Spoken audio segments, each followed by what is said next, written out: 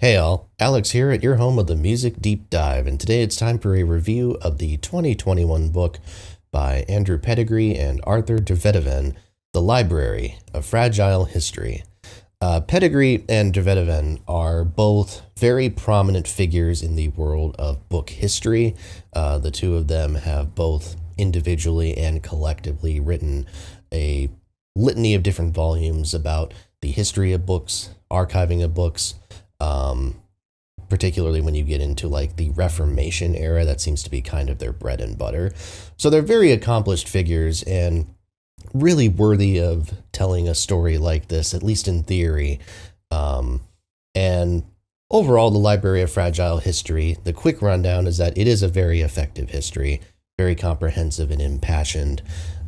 You get a sense of kind of the idea of a library, how it evolved from the earliest days, so kind of Library of Alexandria, things like that, through the kind of monasteries of the Middle Ages and such, and then how it gradually became more of a public resource, first in how it evolved into private collections, wealthy folks, royalty collecting books as sort of figures of status, status symbols, I suppose, and then seeing that kind of evolve into more public collections. You have kind of the United States influence on creating the library structure that we know today.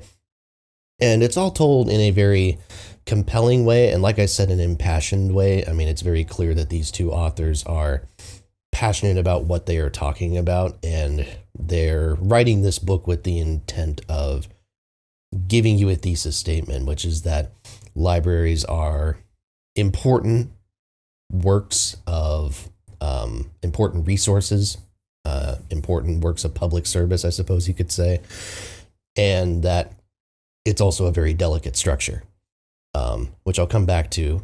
The main weakness that I found with this book, which is by no means enough to not recommend it, is that, as I mentioned, Pettegree and de Weduwen are both mostly focused on kind of the earlier history of books, Reformation era, that sort of thing. And unsurprisingly, that is the focus of this text. I would say probably about half to two-thirds of this book are from before 1700 or so. And that's important, and that's an important period of time to discuss. However, I do wish that we had seen a little bit more focus on the modern era and kind of when the idea of the public library really emerged.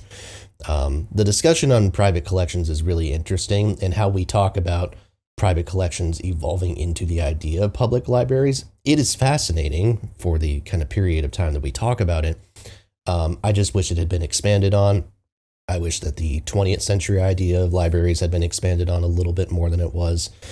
But again, for what we get, this is really strong. I was also very fascinated about the idea of architecture and how building designs have, in a lot of ways, sort of impeded our ability to access books and have actually caused libraries to purge a lot of books from their collections in the interest of creating a design that fosters more people to be a part of the communal space and things like that. It's utterly fascinating.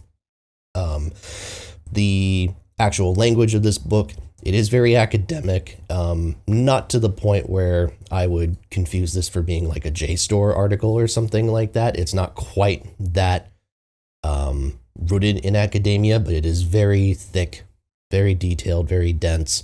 And if you're not kind of inherently fascinated by the subject, which I am, luckily, this would probably drag for you on some level. There's a lot here. It's a beefy volume, and like I said, it's not perfect. I think pacing-wise, I wish it had been distributed a little bit more evenly, but it is really compelling. And like I said, kind of at the end, you have this sense of kind of the fragility of books, not even just the structure of the library, but the fragility of books and of knowledge and of reading. And at the end, there's this kind of little ending statement that they make talking about how, the library as an institution is not something that is all of a sudden endangered. It's something that has been delicate the entire time that we have known it as an institution. But just because it's nothing new doesn't mean that we shouldn't prioritize trying to keep it, trying to invest in it, because we have seen kind of this pulling back on funding public libraries in a lot of different regions of the world post-World War II. It's actually funny when they talk about how, in many ways, the library was more integral, seen as more important, prioritized more during wartime than it was during peace.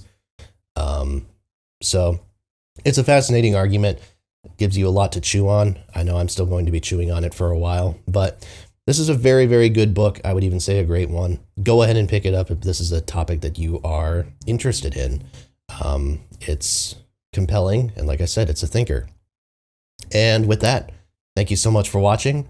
Please make sure to like, comment, and subscribe. As always, more reviews are to come. Tell a friend as well.